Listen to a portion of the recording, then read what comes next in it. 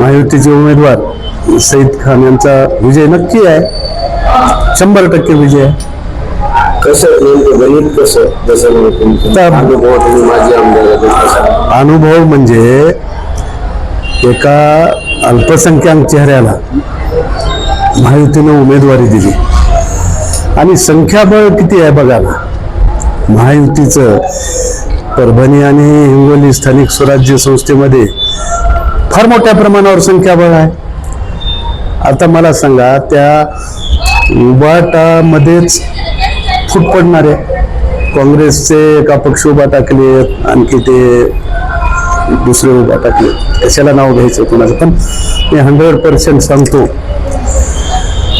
सईद भाई जवळपास 400 मतांना विजय होते.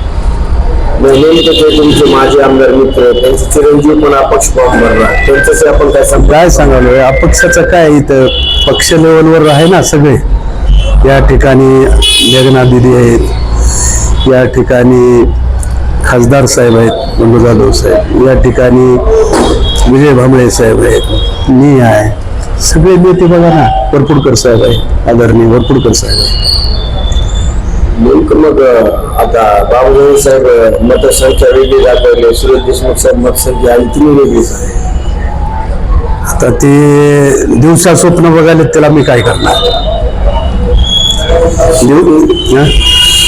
काय 100% सईद भाईची सीट आज लिहून देतो. लागली म्हणजे लागली. गंगाखेडचे काही नगरसेवक तुमचे सगळीवर जाणार होते, काय गेले का? नाही गेले. आम्ही आमदार गटाचे काय कोणीच कुठं गेलेलं नाही. 30ला 30 मतं गंगाखेडचे मिळतील सगळे, जे जे ह्याचे आहेत आपल्या महायुतीचे 30. आपल्या ज्येष्ठ माजी आमदारांना काही निरोप नाही आमचं मत. कोणत्या ज्येष्ठ जे अपक्षाने फॉर्म भरलं आणि एक म्हणून आता त्यांना कोणी उभं केलंय मला माहित नाही.